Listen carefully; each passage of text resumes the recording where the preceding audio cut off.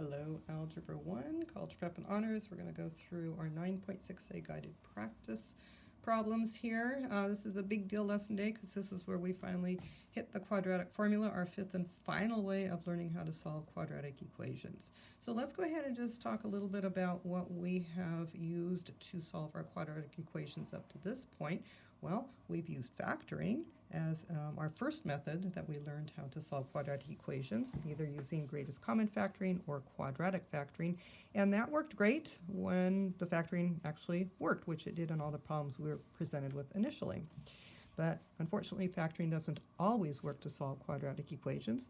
We learned how to take the square root as an alternative method to solving our quadratic equations, and that works great when you have x squared terms but no x terms.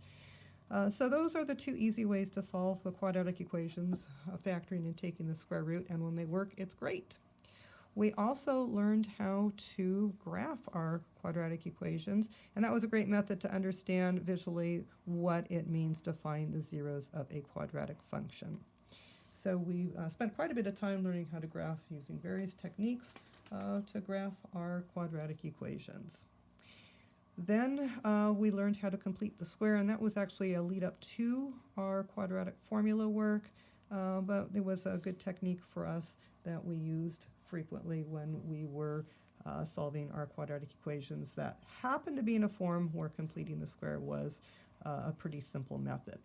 Well, today we're going to learn the last fifth way that can be used to solve any quadratic equation, and that's the quadratic formula. So here it is. I actually have a separate video where I explain how this quadratic equation formula is derived. But right here I'm just going to go ahead and state it for you and refer you to the other video that I have posted also in Google Classroom for you to look at to see how completing the square on a quadratic general equation can actually lead to this formula. And it's going to be easy to remember if we sing it, so here we go singing it for our first time. X equals the opposite of b plus or minus the square root of b squared minus 4ac all over 2a. Try it with me. X equals the opposite of b plus or minus the square root of b squared minus 4ac all over 2a. All right, let's go ahead now and try solving some quadratic equations using this formula. The first equation we're presented with actually can be solved more easily by factoring. However, since we are learning about the quadratic formula, we're going to go ahead and use it here. The first step is to make sure that our equation is in standard form, and it is here. We have our highest exponent down to our lowest exponent. Our variables left to right, and we're equal to 0. So we're in standard form. So now we're going to go ahead and pull off our a, b, and c, and we know how to do that from some previous lessons where we were graphing our quadratic equations with our vertex being negative b over 2a. So it's the same process here. The a number will be the coefficient on the x squared term, the b term will be the coefficient on the x term, and the c will be the constant, the plain old number. All right, here we are writing down the quadratic formula again. X equals the opposite of b plus or minus the square root of b squared minus 4ac all over 2a. Now we plug our numbers in. We've got our a, b, and c numbers, so we have x equals the opposite of b, which is 8. The opposite of negative 8 is 8, plus or minus the square root of b squared, which is negative 8 squared here, minus 4a, which is 1, c, which is 16, all over 2a, and our a is 1. Now notice that all over 2a, that's important, that fraction bar extends all the way across. All right, now we're going to simplify in the radical. We have negative 8 squared, which is 64. 4 times 1 times 16 is 64, and we're subtracting that. Notice that this negative 8 is in parentheses. That's so important because we're squaring negative 8. Without the parentheses, we'd actually be squaring, we would just be squaring 8 and then sticking a negative sign on the result. So when that b is negative, we're going to need to make sure we enclose it in parentheses if we're squaring it. All right, back down here. 64 minus 64 gives us 0. The square root of 0 is 0, so we have x is equal to 8 plus or minus 0 over 2. That gives us 8 plus 0 over 2, which is 4. 8 minus 0 is 8, divided by 2 is also 4. We get the same answer twice, and we only need to state the value of x equals 4 once because it shows up twice. We don't need to state it twice.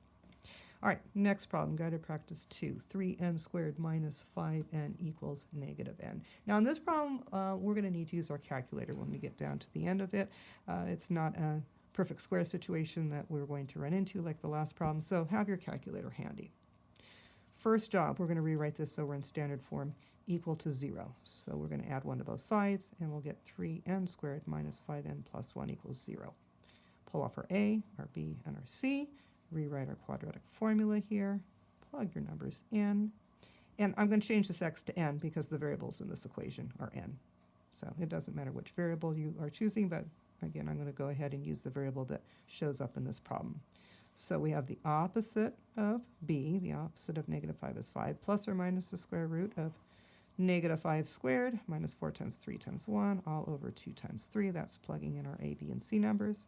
Now we're going to simplify. Negative 5 squared is 25, minus 4 times 3 times 1 is 12. And we still have 2 times 3 in the denominator.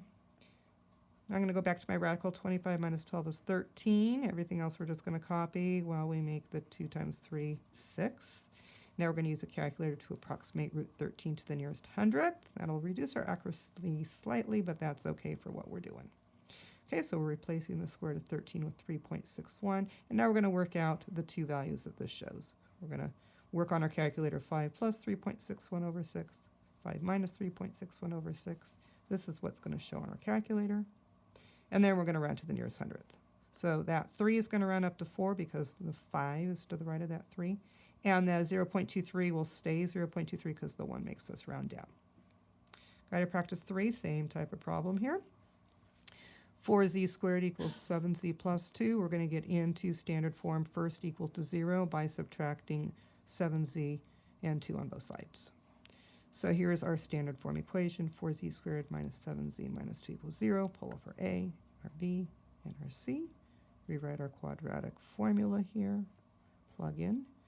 In this case, it's going to be z because that's the variable in our equation. Z equals the opposite of b. The opposite of negative 7 is 7. Plus or minus the square root of b squared. B squared is negative 7 squared. Minus 4a, a is 4. B, c, c is negative 2. All over 2a, our a is 4. So here's what we have once we've plugged in our a, b, and c. Now we're going to simplify in the radical here. Negative 7 squared is 49. We're going to subtract a negative, minus a negative. So that means we're going to add. So if we see a minus and a negative, that turns into an addition problem. So 4 times 4 times 2 is 32. So we're going to add 49 plus 32. And this is going to work out to be 81, a nice perfect square here. And so we're going to replace the square root of 81 with 9. Everything else is staying the same as we rewrite. 7 plus or minus 9 over 8. And that pulls apart into 7 plus 9 over 8, 7 minus 9 over 8, giving us 16 over 8.